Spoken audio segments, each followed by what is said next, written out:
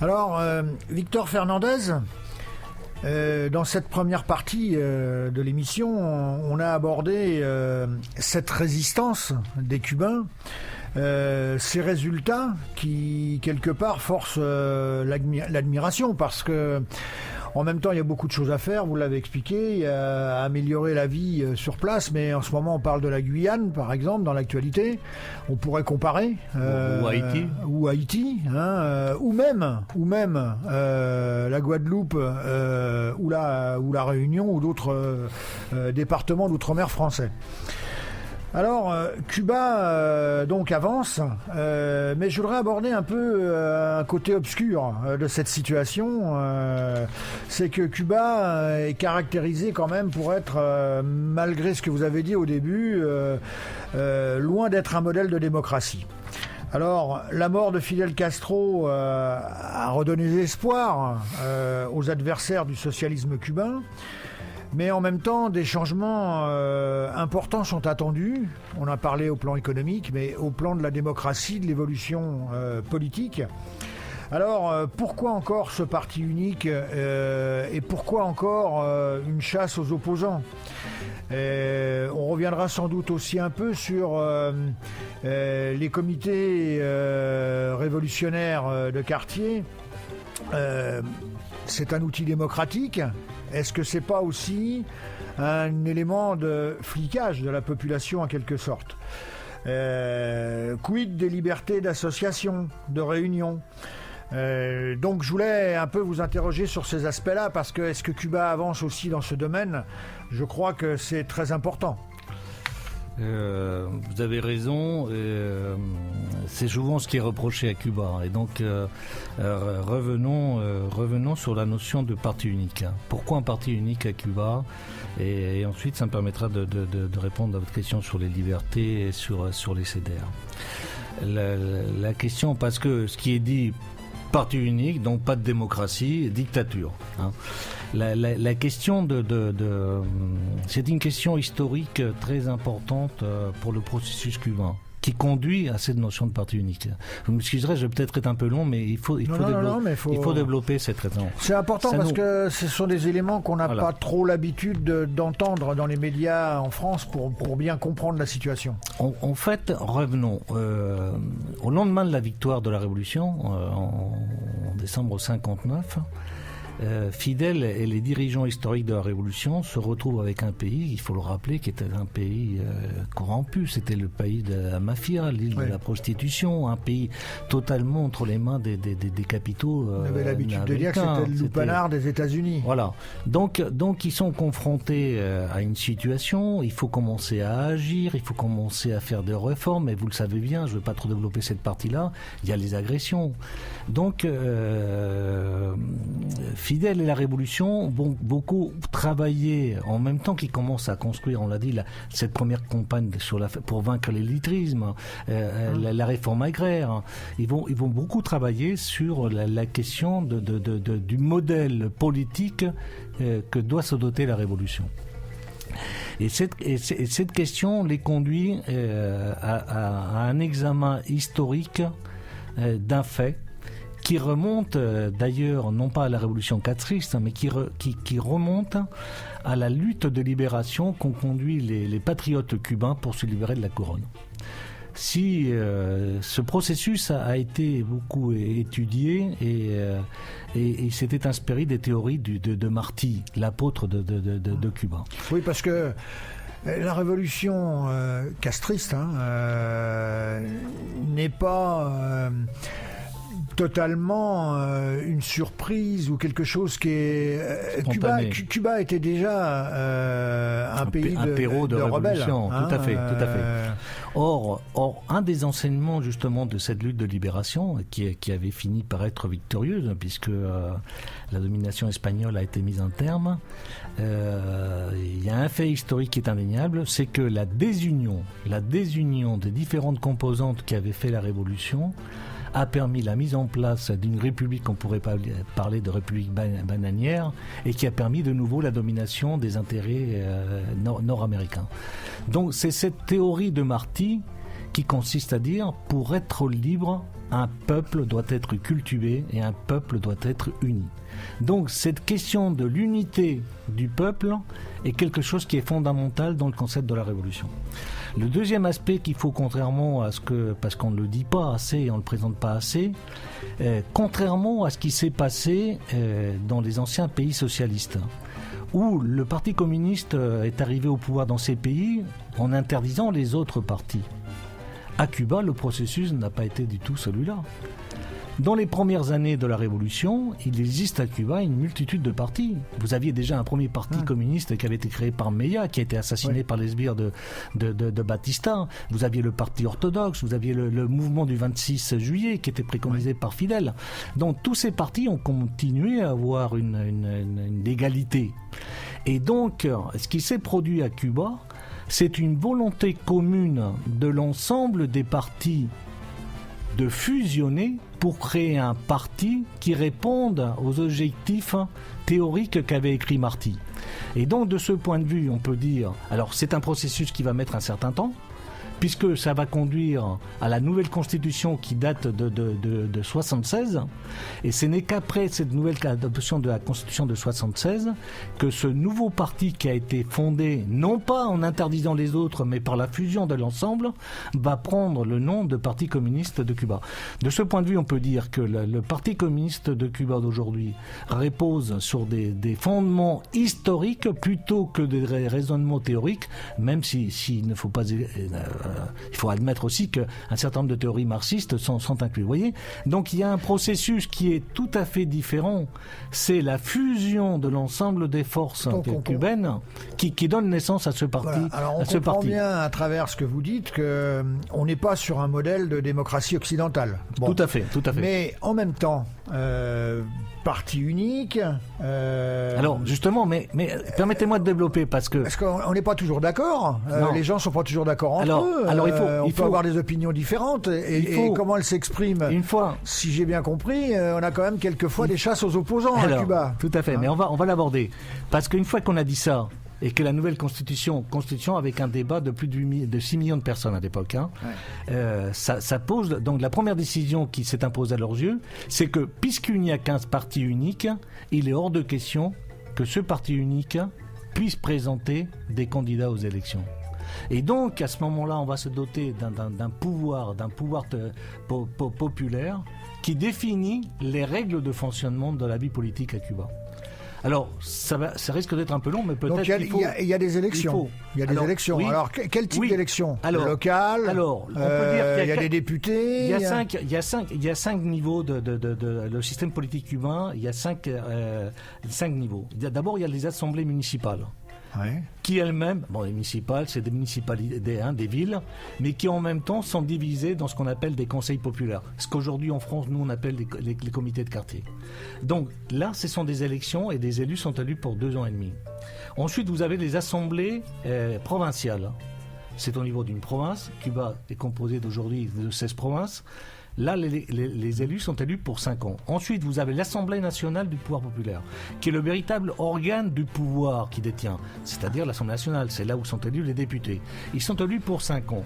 Et c'est ensuite l'Assemblée du pouvoir, c'est-à-dire l'Assemblée nationale, qui va élire 2 organismes qui sont très importants. Le Conseil d'État, qui élit le président, les vice-présidents, et le Conseil des ministres. Autrement dit, pour être le président de la République, il faut être élu député.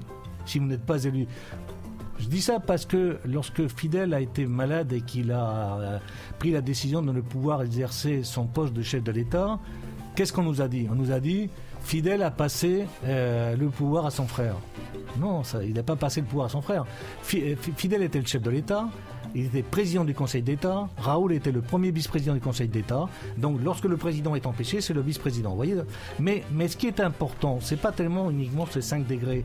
C'est le contenu, les caractéristiques de ce pouvoir populaire. C'est important de le rappeler.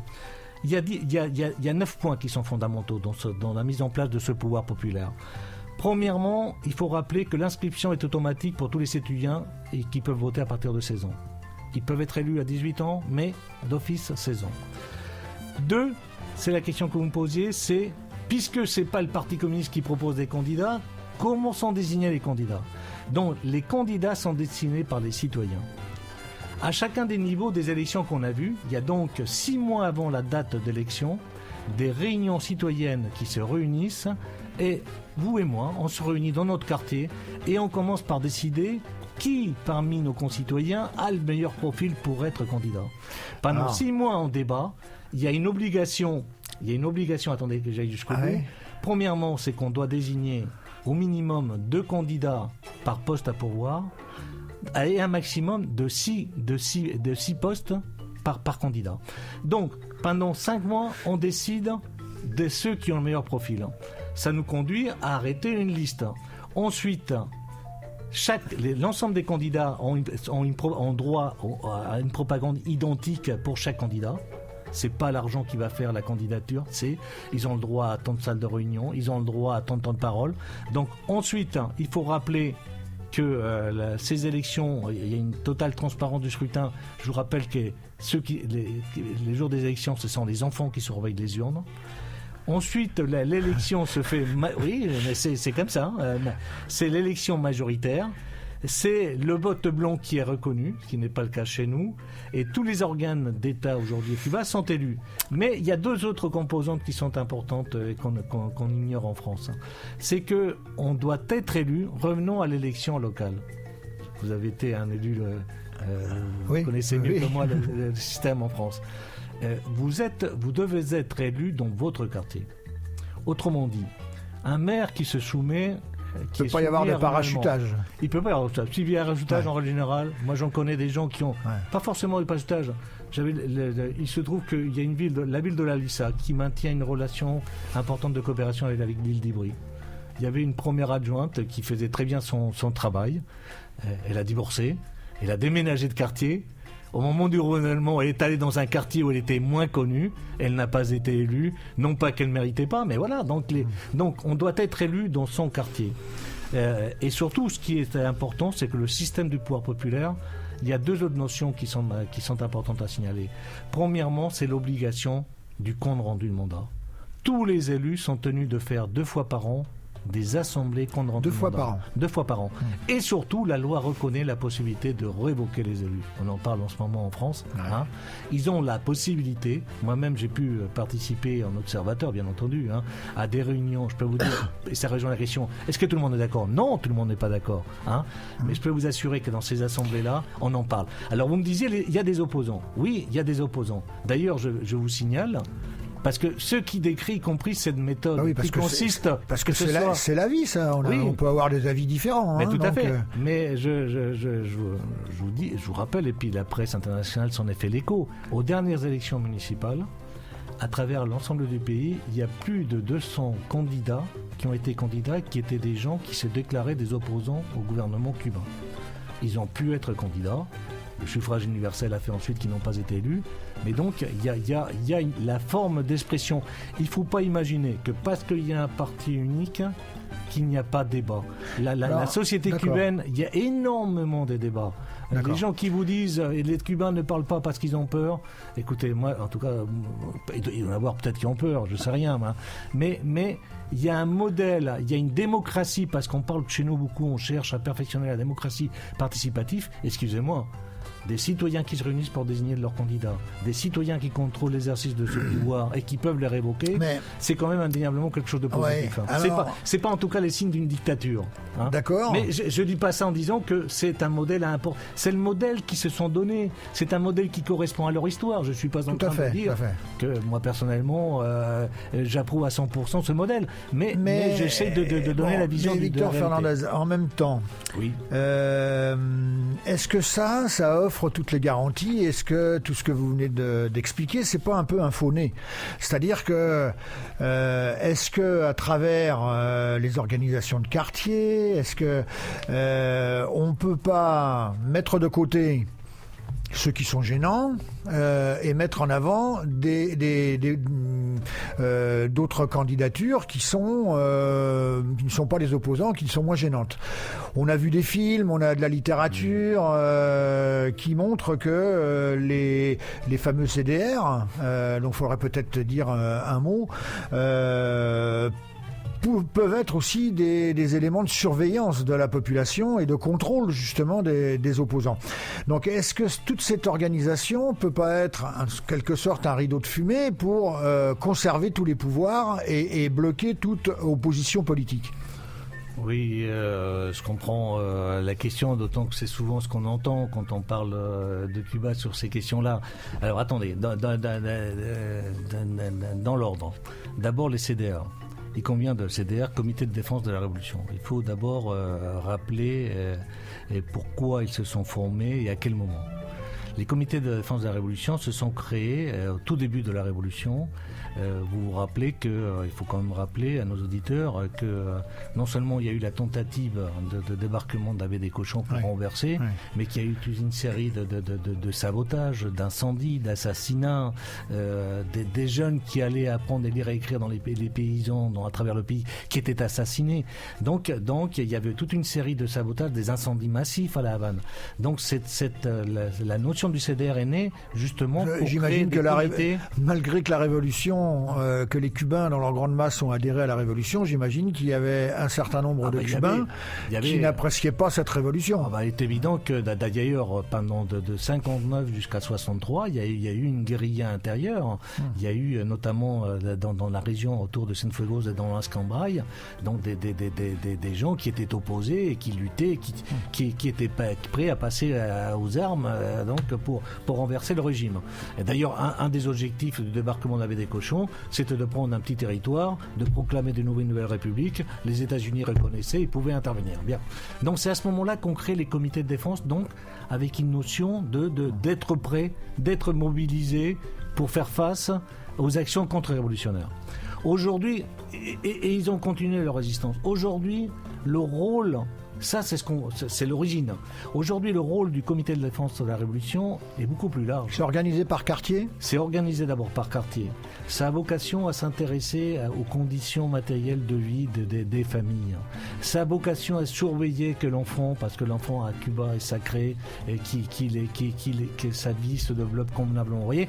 Donc c'est une notion beaucoup plus large qui n'est plus la notion purement de mobiliser des forces pour faire face à une intervention rapide et ainsi de suite. Donc ça c'est deuxième chose que je voulais dire.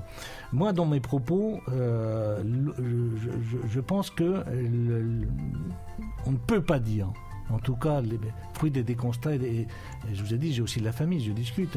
Ma famille est cubaine, elle n'est pas communiste. Elle n'est pas communiste. Mais ce qu'on peut dire, c'est si on peut dire que l'immense majorité des Cubains n'est pas communiste, à l'inverse, on peut dire que l'immense majorité est fidéliste. C'est-à-dire qu'ils ont trouvé dans Fidel, c'est l'homme qui leur a rendu la dignité, qui a développé les systèmes dont on vient de parler. Et donc, mais Fidel est un des hommes qui s'est plus engagé dans ce concept, dans la théorie du pouvoir populaire et du perfectionnement. Alors, vous dites, on a vu comment est leur modèle, mais moi je peux vous rétorquer si vous m'autorisez la question.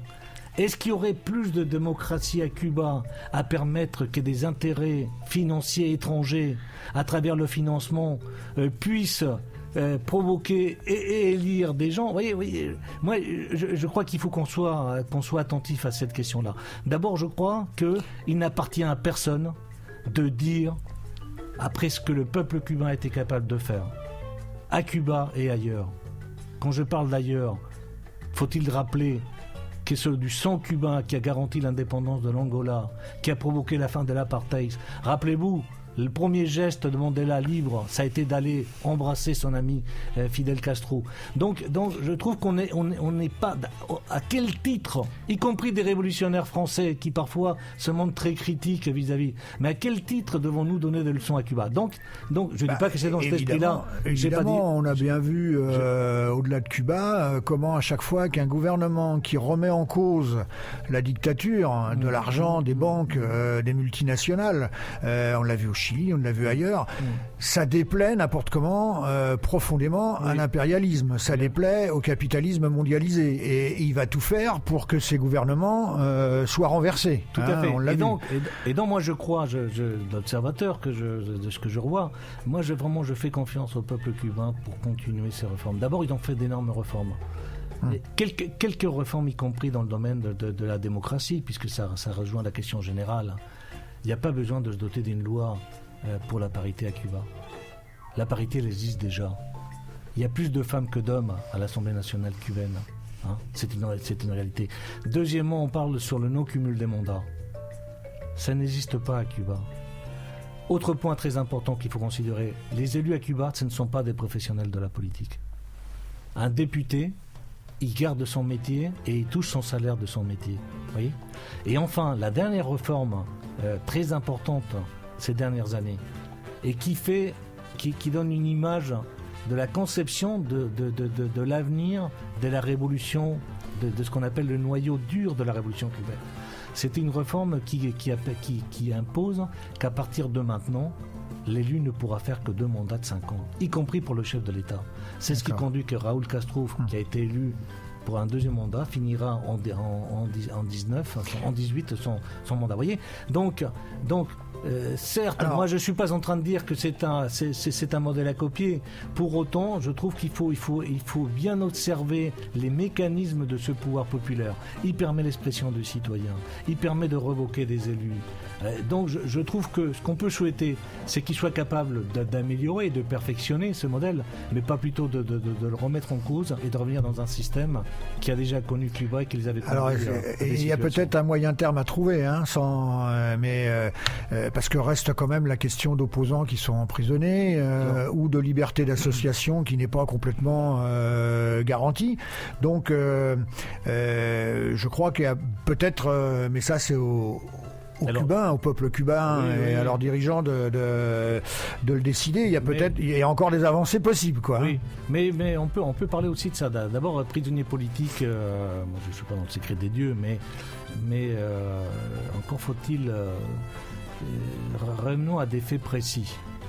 Vous savez que sous l'impulsion lorsqu'il était chef de l'État espagnol d'Aznar, l'Union européenne avait adopté une position dite la position commune, et qui reposait sur le fait, d'après eux, qu'il y avait des atteintes à la liberté à Cuba, et donc qui avait imposé l'obligation pour pouvoir dialoguer entre l'Union européenne et les pays qui la composent et Cuba, la fin de toute une série de manquements aux libertés et ainsi de suite. Bien.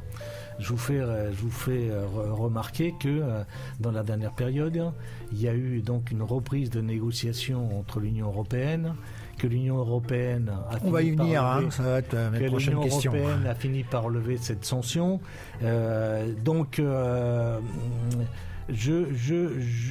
Je pense que s'il y avait des prisonniers politiques massifs, Obama ne serait pas allé aux États-Unis. Or, Obama est allé, à Cuba. Il a d'ailleurs reconnu, ce qui est assez paradoxal, il a dit d'un côté, l'avenir de Cuba, c'est à son peuple, mais en même temps, on continue à appliquer les politiques dont on a parlé tout à l'heure. Cuba reçoit d'immenses délégations. Cuba, vous savez que Cuba, si c'était vraiment le bagne, Cuba est le seul pays au monde qui a reçu la visite des 3 derniers papes. Ouais. Donc, autrement dit, pour moi, je crois qu'il faut être attentif à ça. Alors, on me dit, il y a un certain nombre de gens, d'opposants qui sont poursuivis. Oui. N'oubliez, lorsque la loi cubaine, lorsque vous avez des Cubains qui reçoivent de l'argent, comme c'est le cas par un certain nombre d'officines des États-Unis, pour fomenter le cas le plus connu, ou qui est dans la radio, vous avez dû entendre parler, la volonté d'un organisme américain de financer un Twitter jeune à Cuba pour provoquer la révolte sous l'exemple des révolutions arabes. Et est évident qu'à partir du moment où vous avez des gens qui reçoivent de l'argent pour lutter contre l'État cubain, qu'il soit poursuivi. Mais qu'arriverait-il en France, y compris si on avait des gens en somme, financés. Vous êtes en train de nous dire, ne soyons pas naïfs non plus sur le rôle de l'impérialisme américain et les moyens de faire tomber la révolution et d'accuser Cuba de tous les maux. Vous le dites mieux que moi. Bon, on va faire une seconde pause musicale. Alors vous avez choisi là quelque chose de très connu de tous les Français, puisque il s'agit de Chan Chan de Compay Segundo. Un mot sur ce choix? Oui, d'abord parce que dans une autre vie, il faut que vous sachiez que je suis aussi producteur de musique et producteur de musique cubaine. Et j'ai eu l'immense joie de connaître Compay, de le faire venir en France. Il s'est produit à la Fête de l'Humanité, il s'est produit à Monaco. Et donc, il inspire, pour moi, c'est vraiment un de ces musiciens. Il n'est pas le seul, parce qu'autour de lui, il y a énormément de talent. Et donc, je trouvais que c'était juste de pouvoir écouter une des chansons que je préfère. Chan Chan. On a tous en tête ce film extraordinaire sur Cuba et sur les musiciens cubains avec Ray Cooder, guitariste américain qui retrouve tous ces pianistes, tous ces guitaristes, tous ces chanteurs à travers Buena Vista Social Club. On écoute.